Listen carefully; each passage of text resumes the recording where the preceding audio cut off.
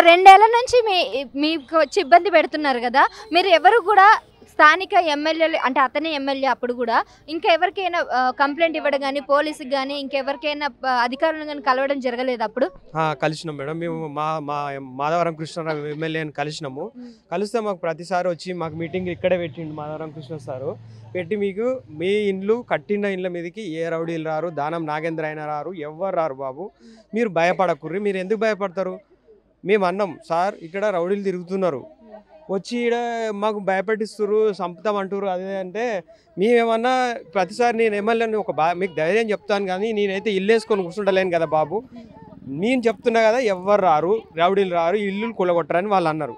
మేము అదేవిధంగా మేము ధైర్యంగా మా ఎవడొచ్చినా మేము ఒక బస్సు అంతా కమిటీగా నిలబడి గట్టిగా నిలబడి మేము ఎవడొచ్చినా మేము బెదిరించుకుంటా మా ఇల్లు కాపాడుకుంటూ ఉన్నాం.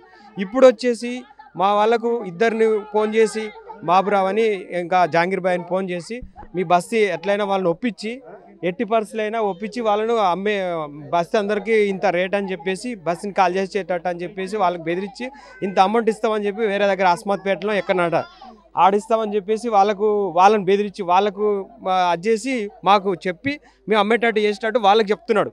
మరి వాడే దమ్ముండి డైరెక్ట్గా ఇదే బస్సుకి వచ్చి నా జాగా అని చెప్పి నేను దొంగ డాక్యుమెంట్ సృష్టించడం అని అంటాడు సుధీర్ గాడు. ఈరోజు లైవ్ మేము విన్నాం, మా వాళ్ళు పోయి మేము లైవ్ చేసిరాడ. ఈరోజు ఇన్నాళ్ళ కొద్దీ లేని సుధీర్ గౌడు ఈ 3 ఏళ్ల నుంచి ఒక ఎంఆర్ఓ డాక్యుమెంట్ సృష్టించిండు. ఇవన్నీ సృష్టించుకొని నేను ఈ 40,000 డాక్యుమెంట్ సృష్టించాను ఎట్లా అంటుండు? మరి మేము అందరికీ ఇల్లు ఈ ట్రాన్స్ఫరం వచ్చింది, ఇది వాడు మోకం ఉండి చూడాలి, వాడు వచ్చి చూడాలి ట్రాన్స్ఫరం ఎన్నేళ్ళది, ఇక్కడ బస్తీ ఇది ఎన్నేళ్ళది చూడాలి. చూడండి డైరెక్ట్గా నాకు 40,000 డాక్యుమెంట్ నాదే ఉంది అని ఎట్లా మాట్లాడతాడు?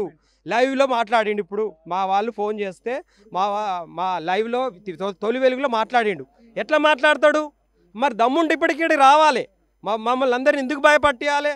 మేమేమో ఫ్రీగా కొనుక్కున్నాం, ఫ్రీగా ఉన్నాం నేను 2 ఎకరాల జాగా అమ్ముకొచ్చుకున్నా. అప్పుడు 2009లో కొన్నా. నేను ఇక్కడ 20 ఏళ్ళ కింద బస్సు తయారైతే 30 ఏళ్ళ కింద అయితే నేను 2009లో కొన్నా. అప్పుడు నాకు ఒక్క 75,000కి ఎకరం పోగొట్టుకున్నా. ఇప్పుడు నాకు 40 లక్షలు వస్తుంది దానికి. వీడు ఇప్పుడు ఈ దౌర్జన్యం అయితే నీ ఏ ఊరి వేసుకో సావాలి, నా జీవితం ఏం కావాలి, నా పిల్ల నా బిడ్డ కొడుకు మేము ఏం కావాలి? కాబట్టి వీడు ఎవడో దమ్ముంటే అప్పుడే వచ్చేది ఉండే. ఇప్పుడు వచ్చి పబ్లిక్లోకి వచ్చి మేము టీవీలో ఇలా ఆడ నేను గొప్పని నేనే అంత నాదే ల్యాండ్ అని నువ్వు దొంగ డాక్యుమెంట్ సృష్టించి ఈ విధంగా మాట్లాడు. ఏ రకమైన బెదిరింపు వీడు దానం అంటే ఇది పెద్ద ఈ సుధీర్ గౌడు వీడు మాట్లాడంగానే అయిపోతుందా? మేము లీగల్గా వెళ్ళినాం, మాకు కోర్టు సహకారం ఇచ్చింది, మా అన్ని డాక్యుమెంట్ మాకుంది. వాడు ఏమొస్తాడో రాగని మేము చూసుకుంటాం. మా బస్సుకి దమ్ముంది, మాకు దమ్ముంది. ప్రతి ఒక్కరం వాడు తెగించి వాడు ఒక విలన్ అయిండోమో మేము తెగిస్తే మా పిల్లల కలిసి విలనం చేస్తాం, మేము అందరం అవుతాం.